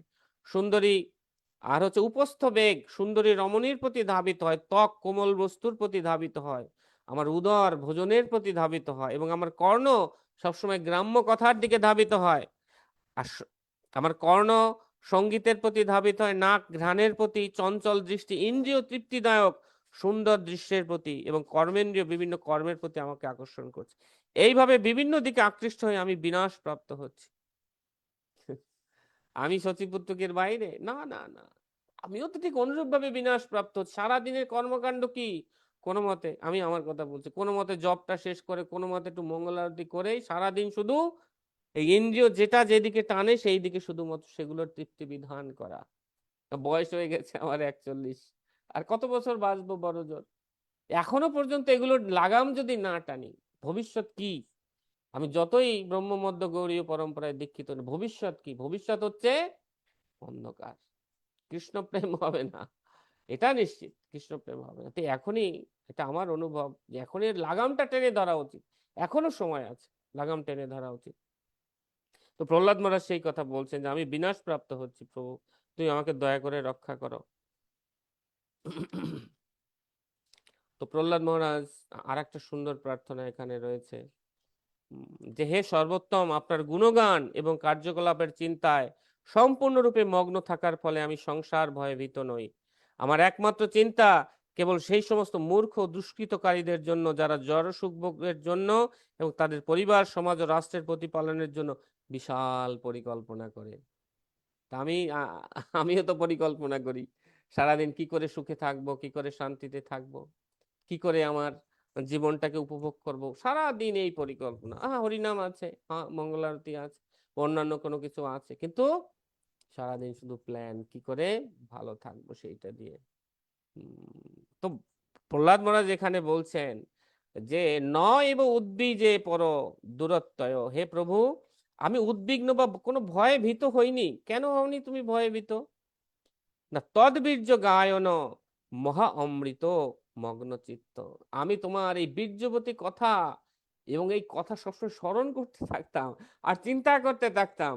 এই অবস্থাতে কে আমাকে মারছে না কে আমাকে কি করছে আমি এটা এটা কোনো খেয়াল করতে পারিনি। তো যতক্ষণ পর্যন্ত এই তদ্বীর্য গায়ন মগ্ন চিত্তও না হতে পারছি, গুরুদেবের কৃপা, গুরু মহারাজ বলছেন এই কথা যে তোমাদের এই হরিনামে নিমগ্ন হওয়া উচিত, হরিনামে তোমাদের নিমগ্ন হওয়া উচিত। আমি তোমাদেরকে পারি ভগবত ধাম নিয়ে যেতে, কিন্তু তোমাদের আমাকে অনুসরণ করতে হবে, আর কথাকে অনুসরণ করতে হবে, একটা কন্ডিশন দিয়ে দিয়েছেন। তো যদি কথাকে অনুসরণ করতে পারি আমরা মগ্ন চিত্ত হতে পারবো, তদ্বীর্য গায়ন মগ্ন চিত্ত, এবং তার ফলে ভগবত ধাম যাওয়ার রাস্তাটা সুগম হতে পারে, তাহলে নয়। এবং প্রহ্লাদ মহারাজ বলছেন আমার একমাত্র চিন্তা কেবল সেই সমস্ত মূর্খ এবং দুষ্কৃতকারীদের জন্য যারা জড়সুখ ভোগের জন্য তাদের পরিবার সমাজ এবং রাষ্ট্রের প্রতিপালনের জন্য বিশাল পরিকল্পনা করছে। তো আমাদের শিলক গুরু মহারাজকে একবার একজন এইভাবে মহিমা কীর্তন করছিলেন, আমাদের কোনো একজন গুরু ভাই, তখন এরকম একটা বিষয় বলছিলেন যে এখানে খুব সুন্দরভাবে দেওয়া আছে একটা শ্লোকে, কোন শ্লোকটা আমি এই মুহূর্তে ভুলে গেছি, যেখানে প্রহ্লাদ মহারাজ বলছেন হে প্রভু আমি নিজেকে নিয়ে চিন্তিত নই, এবং আমি সেই সমস্ত আমি আমি নিজে কেবল ভগবত ধামে যেতে চাই না, সেই সমস্ত মুনিদের মতো যারা কেবল নিজের জন্য ভজনা করে তারা ভগবানের কাছে ফিরে যেতে, আমি সেই সমস্ত মানুষের মতো ভগবত ধামে যেতে চাই না। আমি সমস্ত পাপী দুঃখী পতিত আত্মা যারা রয়েছে তাদেরকে সাথে নিয়ে আমি ভগবানের কাছে যেতে চাই। এবং সেই তিনি বলছিলেন আমার সেই গুরু ভ্রাতা গুরুমা সেটা নোট করেছিলেন, তাকে নক করেছিলেন, আর তিনি বলছিলেন যে আমাদের গুরু মহারাজের মনোভাবটাও ঠিক সেই রকম, যে তিনি শুধু একা ভগবত ধাম যেতে চান, আমাদের মতো পতিত আত্মাদেরকেও তিনি ভগবত ধাম ফিরিয়ে নিয়ে যেতে চান। তো এখানে আরেকটা খুব সুন্দর রয়েছে গোষ্ঠানন্দীদের যে মনোভাব, হে ভগবান নৃসিংহদেব, এই যে সেই শ্লোকটা, মুনিরা কেবল তাদের নিজেদের মুক্তির জন্য আগ্রহী, তারা বড় বড় নগর এবং শহর পরিত্যাগ পূর্বক মৌন ব্রত অবলম্বন করে ধ্যান করার জন্য হিমালয়ে অথবা অরণ্যে গমন করে, তারা অন্যদের উদ্ধারের জন্য আগ্রহী নন, কিন্তু আমি এই সমস্ত মূর্খদের ফেলে রেখে নিজের মুক্তি কামনা করি না। কোন মূর্খ? এই আমি সচিব আমার মতো মূর্খদেরকে ছাড়া প্রহ্লাদ মহারাজ যেতে চাইছেন না। একদম ঠিক ঠিক সেই আমাদের আচার্যদের যে মনোভাব সেই মনোভাবকে ধারণ করেছে। আমি জানি যে কৃষ্ণ ভক্তি ব্যতীত এবং আপনার শ্রীপাদ পদ্মে শরণ গ্রহণ ব্যতীত কেউই কখনো সুখী হতে পারে না, তাই আমি তাদের আপনার শ্রীপাদ পদ্মের আশ্রয়ে নিয়ে আসতে চাই। চমৎকার, কি চমৎকার প্রার্থনা তিনি করেছেন। আমরা দেখি গুরু মহারাজ আমাদের জন্য প্রতিদিন প্রার্থনা করেন, কিন্তু এখানে দেখছি প্রহ্লাদ মহারাজ তিনি অলরেডি ঠিক একই মনোভাবের প্রার্থনা কিন্তু তিনি আমাদের জন্য নৃসিংহদেবের কাছে করছেন, কি যে আমাদের মতো পতিত আত্মাদেরকেও তিনি ভগবত ধাম তিনি নিয়ে যেতে চান, এবং এছাড়া তিনি যেতে চান না। লাস্ট শুধু একটা পরিকল্পনা, যে একদম 45 নং শ্লোকে বলা হয়েছে জন্মইথুনা আদি গৃহমেদ সুখম হিতুচ্ছম, খুব খুব বিখ্যাত একটা শ্লোক এটা, যে চুলকানির উপশমের জন্য দুই হাতের ঘর্ষণের সঙ্গে মৈথুনের তুলনা করা হয়। গৃহমেদী বা আধ্যাত্মিক জ্ঞান রহিত তথাকথিত গৃহস্থরা মনে করে যে এই চুলকানিটি সর্বশ্রেষ্ঠ সুখ, কিন্তু প্রকৃতপক্ষে তা হচ্ছে সমস্ত দুঃখের উৎস। কৃপণ অথবা মূর্খেরা যারা ব্রাহ্মণের ঠিক বিপরীত বারবার ইন্দ্রিয় সুখ ভোগের ফলেও তারা কখনো তৃপ্ত হয় না, কিন্তু যারা ধীর তারা এই চুলকানি সহ্য করেন এবং তার ফলে তাদের মুরদের মতো দুঃখ কষ্ট ভোগ করতে হয় না। তো মূলত এই যে গৃহস্থ জীবনের যে বিভিন্ন সুখ আমরা প্রাপ্ত হতে চাই, মূলত সেটা দুঃখেরই সামিল। এই জড়জগতের যে কোনো সুখ, সেই সুখটা যখন আমরা প্রাপ্ত হই, এক তো হচ্ছে সেই সুখ প্রাপ্ত হওয়ার জন্য দুঃখ প্রাপ্ত হই, এবং সেই সুখটা যে আমরা ভোগ করছি অচিরেই সুখ আমাদের কাছ থেকে অন্তরিত হবে, এবং তখন আরো মহা দুঃখে আমরা সেই সুখ ভোগের জন্য নিপতিত হব। আমরা এটা দেখি, মানুষ ঘুরতে ঘুরতে ঘুরতে ঘুরতে, গাধার উদাহরণ দিয়েছেন শিল প্রভুপাদ, গাধা সারাদিন ঘাস খায়, সারাদিন বোঝা টানে, শেষে দুইটা উদ্দেশ্য তার, দিন শেষে তার স্বামী তাকে একটু ঘাস দিবে, আর রাতের বেলা এসে গাধীর কাছে গিয়ে একটু মৈথুন করবে, ব্যাস এইটুকু। তাও আবার কি, তাকে লাথি খেতে খেতে সে মৈথুন করবে। কতটা পরিশ্রম দিতে হচ্ছে তাকে জাস্ট ওই কয়েক মিনিটের, কয়েক কি বলা যায়, হ্যাঁ, কয়েক মিনিটের একটু আনন্দ বিধানের জন্য। কিন্তু জেনে শুনে পরের দিন থেকে আবারও সে গাধীর কাছে লাথি খেতে যাবে, এবং সারাদিন পর একটু ঘাস দিবে তার মালিক, কত ঘাস তার চারপাশে সে খাবে না। সে এমন গাধার গাধা, মহা গাধা, সে মনে করে আমার মালিকই আমাকে শুধুমাত্র খেতে দেয়। সেই রকম গাধা হচ্ছি আমি। আমি মনে করি আমি টাকা ইনকাম করবো, এই টাকাই আমাকে খাওয়াবে, এই টাকাই আমাকে খাওয়াবে, এমন গাধা, মহা গাধা। অথচ দেখছি যে এই জগতে কত মানুষ, এই কথা নারদ মুনি বলছেন, যে জগতে কত প্রাণী, কত বড় বড় প্রাণী, হাতি, প্রত্যেকেরই খাদ্যের বিধান কে করছেন? কৃষ্ণ করছেন। এটা কৃষ্ণ কি তাদের খাদ্যের বিধান করছেন না? করছেন। কিন্তু মূর্খতাবশত ভাবি আমরা নিজেদেরকে কর্তা মনে করি। প্রকৃতে ক্রিয়া মনানি গুণই কর্মাণি সর্বসহ অহংকার বিমূঢ়াত্মা কর্তা হইতি মন্যতা। আমি মনে করি আমি যেন সবকিছু করছি, এই জগতে সবকিছু নিয়ন্ত্রণ করছি। এখানে রাখবো প্রভু। হরে কৃষ্ণ। আমাদের এটা তো আসলে অনেক বড়, 154টা শ্লোক প্রভু। প্রভু প্রশ্ন নিতে পারেন, আপনার তো অনেক অডিয়েন্স, আমার ধারণা অনেক প্রশ্ন আসবে। হরে কৃষ্ণ। তো ঠিক তবে আছে, আমার আমরা আমি এইখানে, একটা প্রশ্ন করতে চাই, আমি প্রথমেই করে ফেলি। হ্যাঁ মাতাজি প্লিজ, হ্যাঁ। প্রভু, আজকে আপনি আমাদের যে গুহ্য কথা শ্রবণ করালেন, মূলত এটাই হচ্ছে আজকে গুহ্য কথা আমাদের সকলের জন্য। তো আমার যেটা রিয়েলাইজেশন, যে আহ, সবাই মানে ভক্তরা বা আমি নিজে তো এখন ফিল করছি, অনেকে হয়তো ফিল করে না যে পতিত, আমরা কতটা পতিত ভক্তি জীবনে। কিন্তু আমার যেটা হচ্ছে যে আমি ফিল করছি যে আমি পতিত, আমি ফিল করছি যে আমি অযোগ্য, আমি ফিল করছি যে আমি রাস্কেল। কিন্তু এই ফিলিংসটা শুধু ফিলিংসেই থেকে যাচ্ছে। মানে আমি যে এটা থেকে মানে উন্নতি করব, নিজের ভক্তি জীবনের উন্নতি করব, সেই রিয়েলাইজেশনটা খুব কম। তো এটা থেকে পরিত্রাণের উপায় কি প্রভু? আর দৈন্যতা, দৈন্যতার যে ব্যাপারটা, এটাও খুবই কম প্রভু এখন। ঠিক আছে যে ভক্তি জীবন পালন করতে করতে করতে করতে এক সময় হবে, কিন্তু সেটা তো আসলে এই কলিযুগে বা আমার জন্য মনে হচ্ছে যে এটা খুবই খুবই কষ্টসাধ্য। এই জীবনে তো অবশ্যই মানে পসিবল না, কত জন্ম লেগে যাবে আমি জানি না। কিন্তু এই যে অযোগ্য, বারবার নিজেকে বুঝতে পারছি অযোগ্য অযোগ্য অযোগ্য, কিন্তু তারপরও মানে ফোর্সটা তেমন একটা দিতে পারছি না। মানে কেমন গন্ডারের চামড়া, মানে ব্যাপারটা হচ্ছে গন্ডারের চামড়া হয়ে যাচ্ছে দিন দিন। তো এটা থেকে পরিত্রাণের উপায় কি? হরে কৃষ্ণ। হরে কৃষ্ণ। তো আমাদের সুবর্ণা ইন্দুলেখা মাতাজি ঠিক মহাজনদের মতোই অনেক দৈন্যতা সহকারে তিনি জগৎ শিক্ষার জন্য প্রশ্নটা করেছেন। আহ অনেক সুন্দর প্রশ্ন, উত্তম প্রশ্ন। আহ তো আসলে প্রথম যে প্রশ্নটা আপনার মাতাজি, যে আপনি নিজেকে পতিত মনে করছেন, তো আসলে নিজেকে পতিত মনে করাটা এটা অনেক একটা সৌভাগ্যের ব্যাপার আমি মনে করি এটা। কারণ আসলে আমরা ভক্তি জীবনে এসে একদম দেখে নতুন ভক্ত থেকে শুরু করে যখন সে ভক্তি করতে শুরু করে, তখন সে নিজেকে শ্রেষ্ঠ জ্ঞান করতে শুরু করে। আমি শ্রেষ্ঠ, আমি ভালো, আমি মঙ্গলারতি করি, আমি জপ করি, আমি ষোলমালা করি, আমি অমুক গুরুর দীক্ষা নিয়েছি, আমি তো এখন গায়ত্রী দীক্ষিত। বেশিরভাগ আমার মতো ব্যক্তিরা এরকমই মনে করছে, কিন্তু এটা তাদেরকে অযোগ্য করে তুলছে। কিন্তু এইভাবে তিনি যখন ধীরে ধীরে গুরু বৈষ্ণবের করুণায় এটা অনুভব করতে পারেন যে না, আমি যেটা করছি এটা সম্পূর্ণটাই হচ্ছে গুরু এবং কৃষ্ণের একমাত্র করুণার ফল। ওনারা যদি করুণা না করতেন, এই আমি এগুলো কিছুই পারতাম না, কিছুই করতাম না। তো মূলত আমি হচ্ছে একটা বদমাস। কেন বদমাস? কারণ যদিও আমি হরি ভক্তি করছি, কিন্তু এখনো এই হরি নামের কত মহিমা, কিন্তু এই আমার হৃদয় পাষাণ গলছে না। আমি এখনো কাম, ক্রোধ, লোভ, মোহ, মদ, মাৎসর্য আদি দ্বারা মুগ্ধ রয়েছি। আমি কত নোংরা মনের। এবং আমরা যেটা বলছিলাম যে নিজের যখন ছিদ্র অন্বেষণ করা হয়, এই ছিদ্র, আসলে তো ছিদ্র রয়েছে, ছিদ্র রয়েছে ছোটখাটো বড় যত ছিদ্র, এবং এই ছিদ্র অন্বেষণ করেই সেই ছিদ্রের দ্বারাই মূলত আমাদের এই দৈন্যতাটা ভগবানের কাছে প্রকাশ করা উচিত, এবং এইভাবে নিজেকে পতিত জ্ঞান করা উচিত। আপনার প্রশ্নটা ছিল যদিও আমি পতিত, কিন্তু ওইভাবে কৃষ্ণের কাছে নিবেদন করতে পারছি না। এটার একটা মূল কারণ হতে পারে। হয়তো আপনি এরকম না, আপনি জগৎ শিক্ষার জন্য বলছেন যে আসলে আহ, ভগবানের সঙ্গে ইন্টিমেট হওয়াটা, অর্থাৎ দেখা যায় যে আমরা যখন এই কীর্তনগুলো করি, সাধারণত ঘরে এই কীর্তনটা করা হয় না।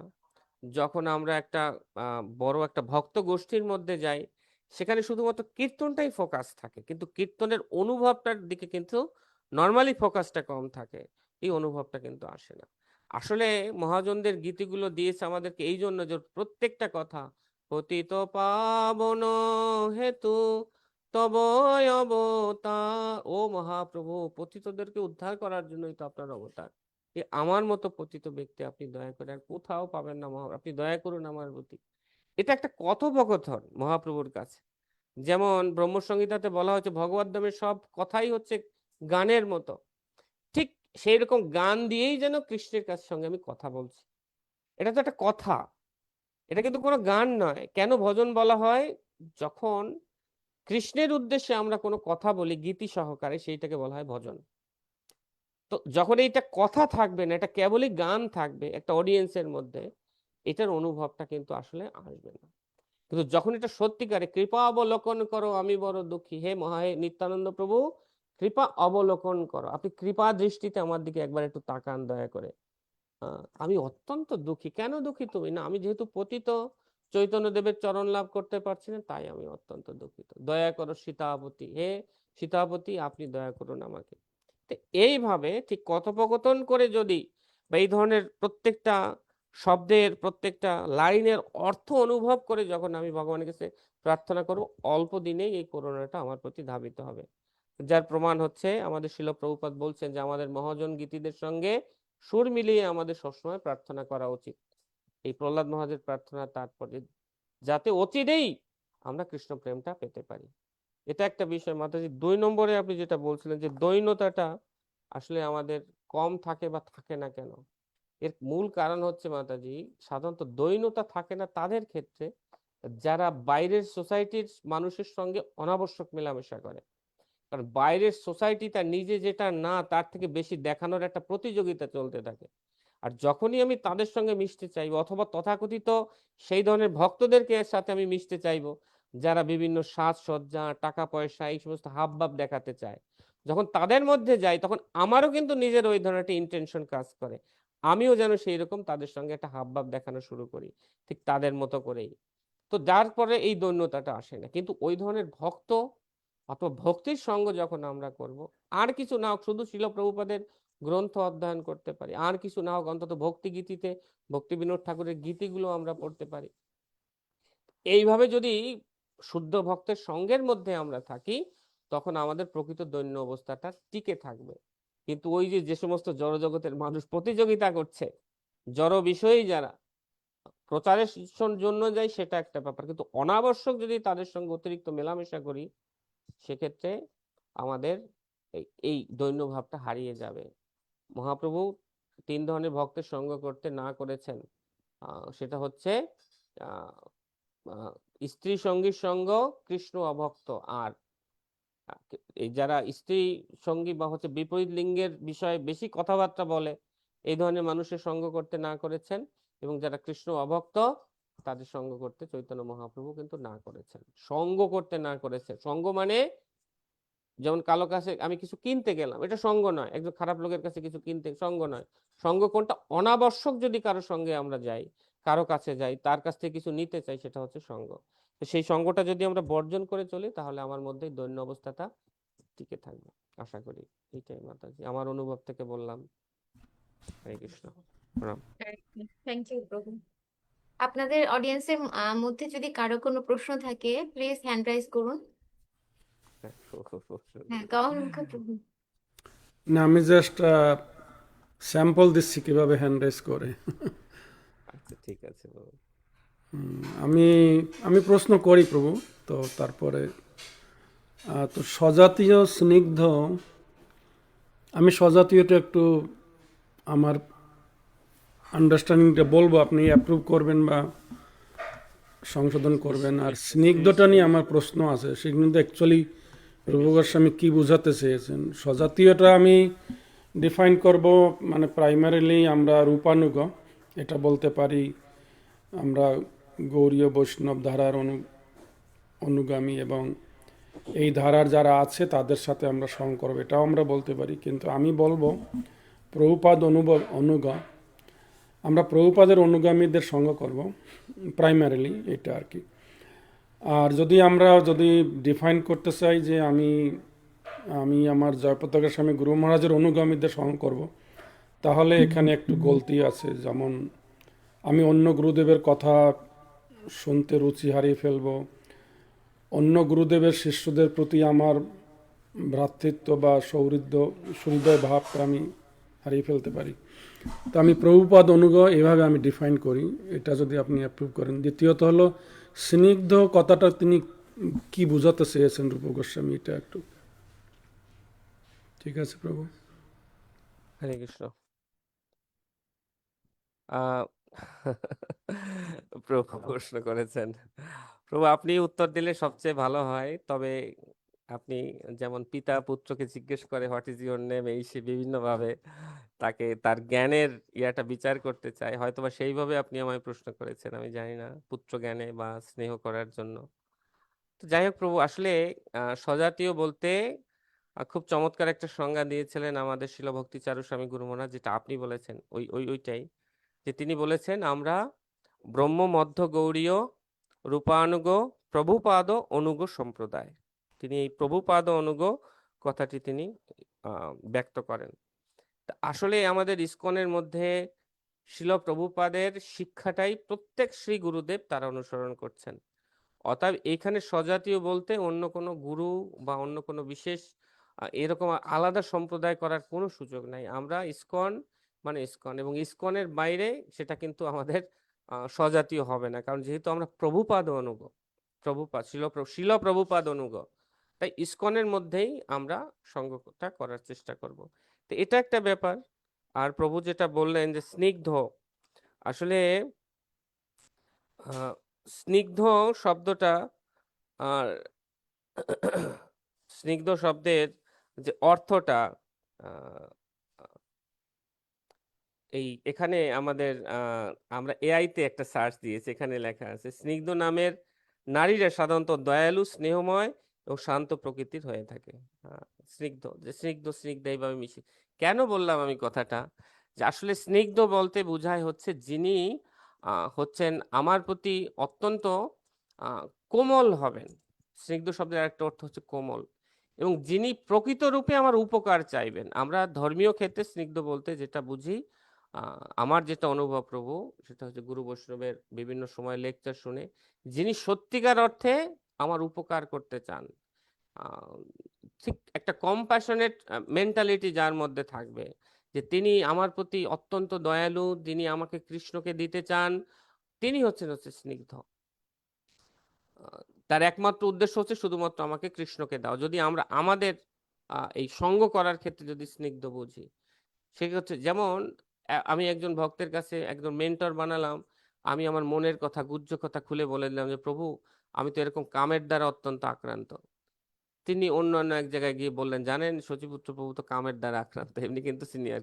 হ্যাঁ, তিনি এবার আরেকজন, এটা একটা প্রেস্টিজ ইস্যু হয়ে যায়। কিন্তু না, একজন স্নিগ্ধ ভক্ত সেটা করবেন না। একজন স্নিগ্ধ ভক্ত সবসময়ই তিনি সর্বতোভাবে চাইবেন যে আমার দোষগুলোকে শ্রবণ করে তার একটা উল্লেখযোগ্য সমাধান দিয়ে আমাকে প্রকৃতপক্ষে কেবলই কৃষ্ণকে দেবেন, তিনি কেবলই কৃষ্ণ।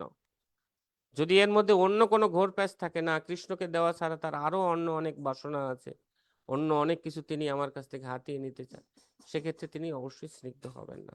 তা স্নিগ্ধ বলতে প্রভু আমি শুধু এটুকুই বুঝি যে তিনি অত্যন্ত উপকারী মনোভাব হবেন, তিনি কেবলই কৃষ্ণকে দিতে চাইবেন আমাকে, এবং তিনি অত্যন্ত দয়ালু হবেন, এবং তিনি খুব কনফিডেন্ট ব্যক্তি হবেন। অর্থাৎ কিনা তার প্রতি আমার যেন একটা নির্ভরযোগ্যতা থাকে, যে তিনি আমার এই কথা গিয়ে তিনি অন্য কোথাও বলবেন না, এবং তিনি সত্যিকার অর্থে এই কথাগুলো শুনে আমার প্রকৃত উপকার করতে পারবেন। তো আমি এইটুকু বুঝি আর কি।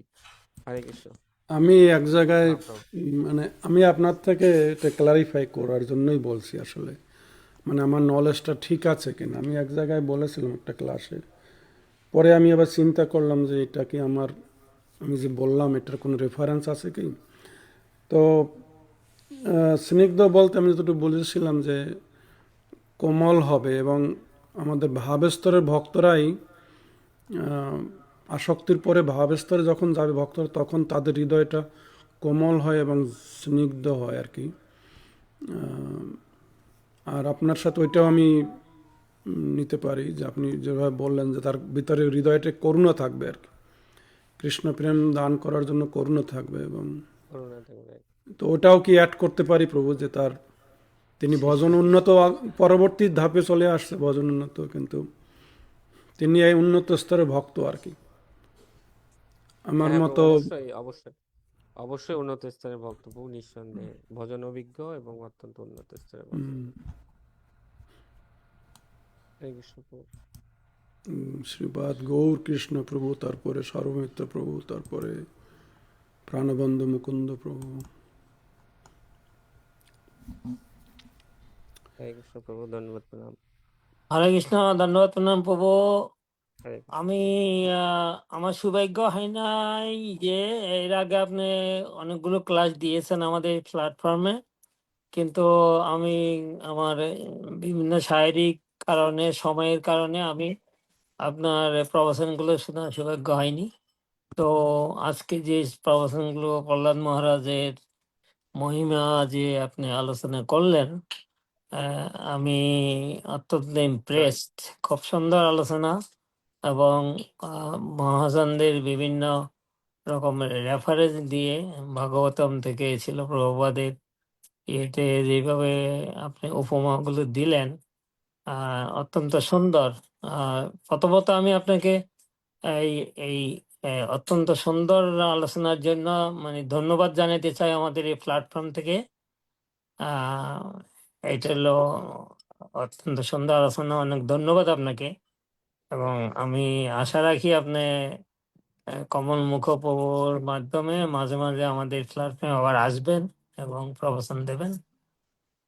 এবং আমার একটা প্রশ্ন হলো, এই যদিও মানে আপনি যে আলোচনাগুলো করেছেন এর মধ্যে মানে প্রশ্ন রাখার কোনো ইয়ে নেই, তবুও একটা প্রশ্ন, সেটা হচ্ছে এই যে আমরা ভগবান বলছেন ভগবদ গীতায় যে বহুনাং জন্মনামন্তে জ্ঞানমাং প্রবর্তন্তে বাসুদেব সন্মিতে সমহাত্মা সুদুর্লভ।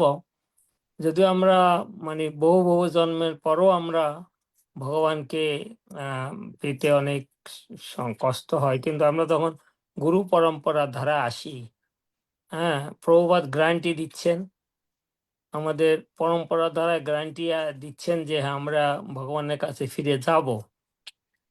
কিন্তু আমরা দেখি আমরা অনেক পুরানা ভক্ত, অনেক অনেক বছর আমরা এই ইস্কনের এসে ভজন করছি, এবং আমরা অনেক শাস্ত্র জ্ঞান আমাদের আছে, আমরা শাস্ত্র অধ্যয়ন করছি, অনেক শাস্ত্র জ্ঞান আমাদের আছে।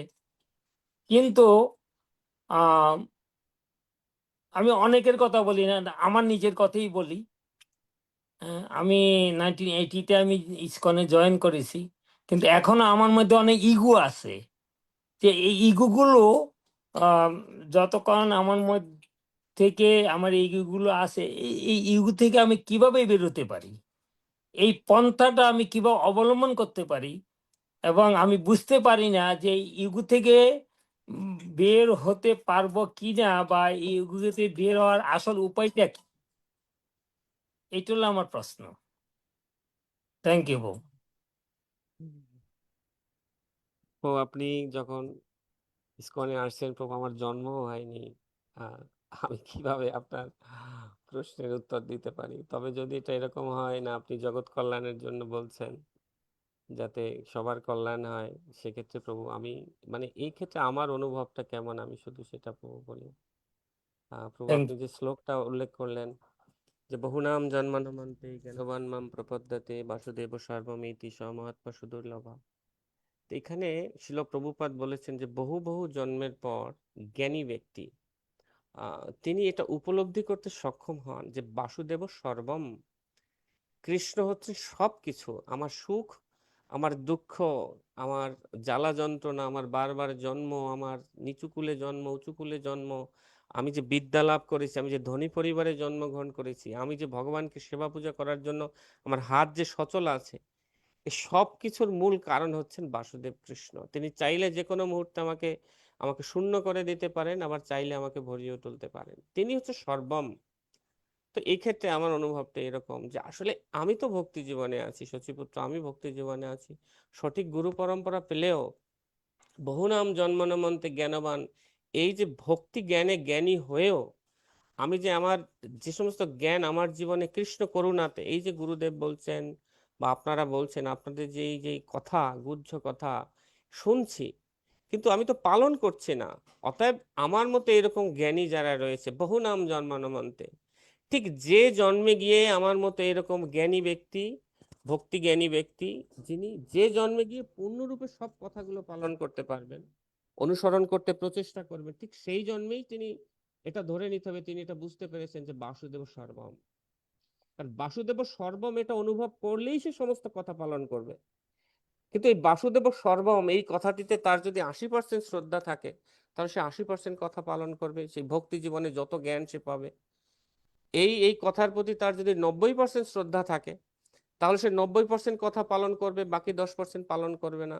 এইভাবে বহু বহু জন্ম তার কেটে যাবে। যেমন করে মহাপ্রভু আহ, তিনিও বলেছেন যে কোটি জন্ম করে যদি নাম সংকীর্তন, তবু নাহি পায় কৃষ্ণ পদে প্রেমধন। কেন পায় না কোটি জন্ম পরে? কারণ ওই যে সে প্রত্যেক জন্মে পাঠ শোনে, প্রত্যেক জন্মে পাঠ শুনে এসে দেখা গেল যে কখনো পালন করে, কখনো করে না। এইভাবে তার জন্মের পর জন্ম কেটে যায়। কিন্তু যে জন্মে সে পূর্ণ শ্রদ্ধা দিতে পারবে যে হ্যাঁ, এই যে ব্রহ্মাণ্ড ভূমিতে কোনো ভাগ্যবান জীব হঠাৎ করে গুরুদেব বা প্রভুপাদের মতো মহান আচার্যদের পেয়ে যাবে এবং তাদের কথা পূর্ণরূপে অনুসরণ করার জন্য পারবে কিনা সেটা না, তিনি প্রয়াস করবেন, পূর্ণ প্রচেষ্টা। সেটা আমাদের প্রহ্লাদ মহারাজ যেভাবে বললেন, যিনি করতে পারবেন এই পূর্ণ প্রচেষ্টা তখনই তিনি করবেন যখন তিনি জানবেন যে বাসুদেব সর্বম। এবং তখনই তার ক্ষেত্রে যে এই সমস্ত ইগো গুলো আর থাকবে না। আসলে ইগো আসে কোথা থেকে? ইগো আসার মূল অর্থ হচ্ছে যখন আমরা নিজেকে কিছু একটা মনে করি।